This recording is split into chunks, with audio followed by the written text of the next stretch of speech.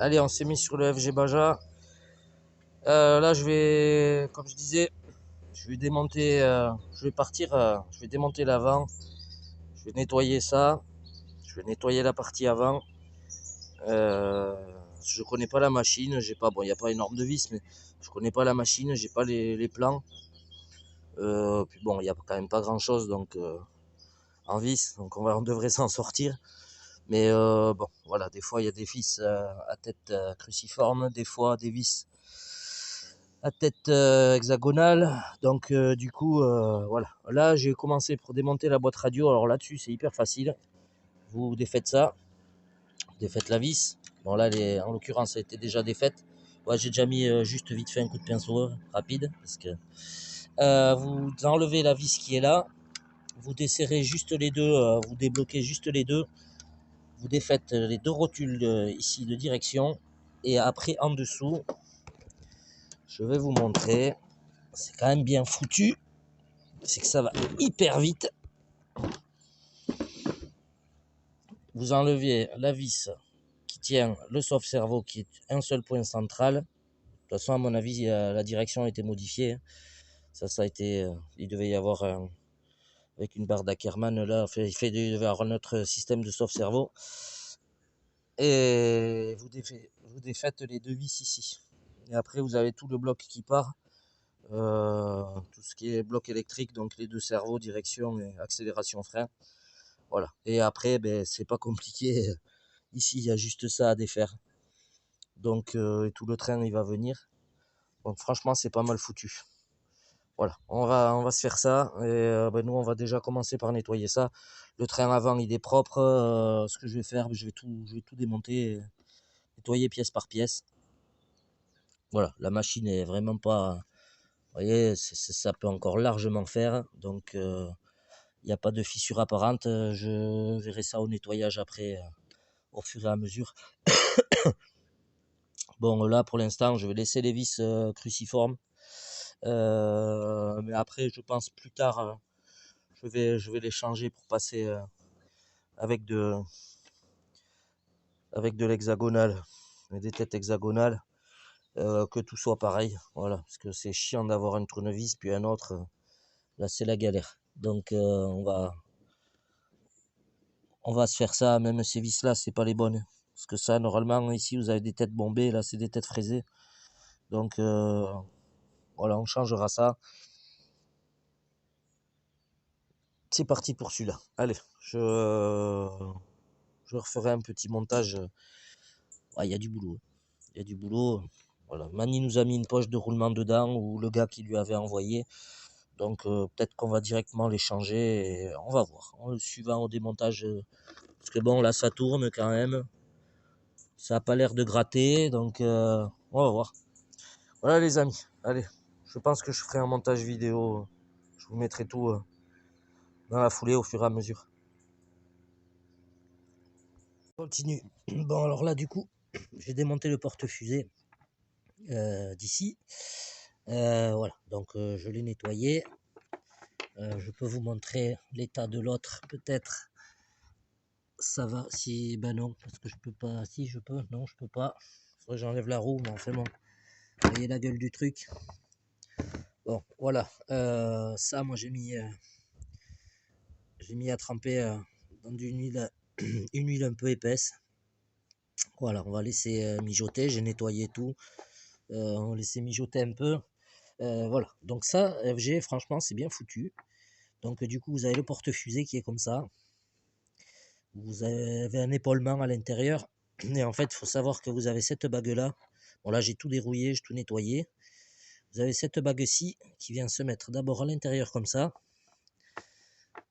Et ensuite, vous avez un roulement de ce côté, un roulement de l'autre.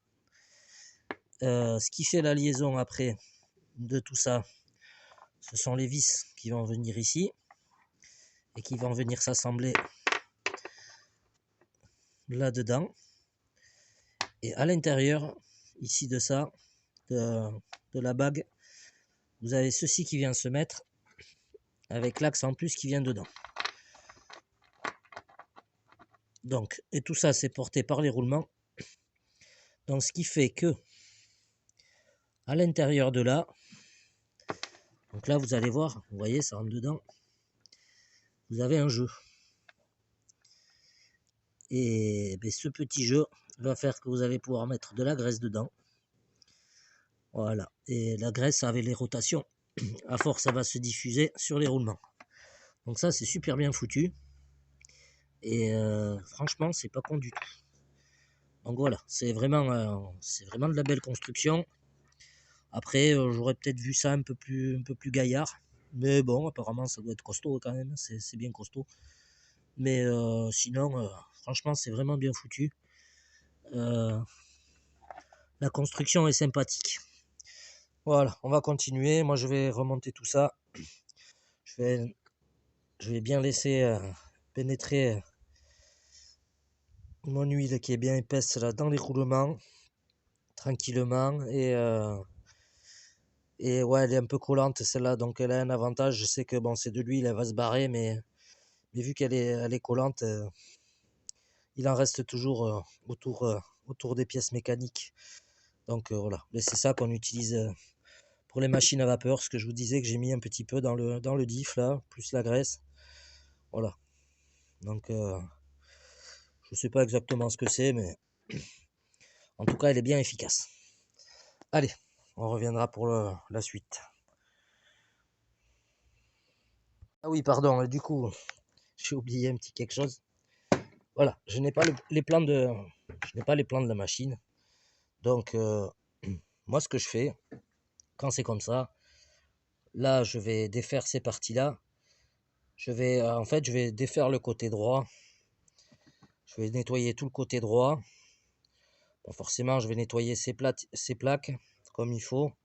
Mais j'essaye de remonter, voilà, pour pas mélanger les pièces. Vous pouvez toujours prendre des photos, comme ça vous savez le sens des triangles. Mais si, voilà, si vous n'êtes pas sûr de vous, faites morceau par morceau. Vous démontez un truc, vous le nettoyez. Vous démontez une autre pièce, vous la nettoyez. Vous les essayez de nettoyer aux alentours comme ça. Bon là, vraiment, je vais pas me prendre la tête parce que c'est une construction simple. Voilà, il y a 4 circlips ici. Vous faites sauter ça. Vous pouvez enlever tous les triangles. Il suffit juste de défaire l'amortisseur ici. Donc c'est quand même relativement simple. Donc là, je vais quand même désosser toute la bagnole. Je vais faire, comme j'ai dit, je vais prendre une photo juste pour le sens des triangles. Après, vous pouvez pas trop vous tromper, puisque de toute façon, dans tous les cas, si vous inversez le triangle, vous ne pourrez pas remettre l'amortisseur. Donc voilà. Mais pour la simplicité, voilà, vous prenez une petite photo, et puis comme ça, là, tac, tac, un peu sous tous les angles. Et comme ça, au remontage, vous n'êtes pas embêté. Ou alors, vous faites pièce par pièce. Bon, nous, ce qu'on va faire, c'est qu'on va tout démonter. De toute façon, on va sortir les rotules et tout. Et on va nettoyer tout ça comme il faut. Il y a vraiment pas mal de boulot, c'est cool, ça va m'occuper. Ça, c'était le réservoir. Alors les gars, quand vous mettez des réservoirs comme ça, laissez pas l'essence. Je sais pas combien de temps elle avait pas tourné la machine, mais franchement, l'essence pue le pétrole. C'est un truc de fou. Voilà, donc j'ai démonté tout ça. Comme je disais, on va s'occuper de la partie avant. Ici, faut que je me débrouille parce que j'ai la vis qui est foirée, de la tête de vis qui est foirée du support de sauve-cerveau. Donc voilà, je vais me débrouiller, j'ai chauffé et tout, mais je vais sortir ça, je vais tout nettoyer vraiment. Après, moi, je mets de ma petite huile là qui colle. Voilà, je passe avec le doigt, comme ça reste un peu graissé. Et sur les pièces métalliques comme ça, même si ça prend la poussière, l'avantage c'est qu'il y a quand même la graisse. Donc voilà, vous voyez l'état de la machine. C'est pas du luxe. Elle en avait besoin. Elle en avait vraiment bien besoin. À plus.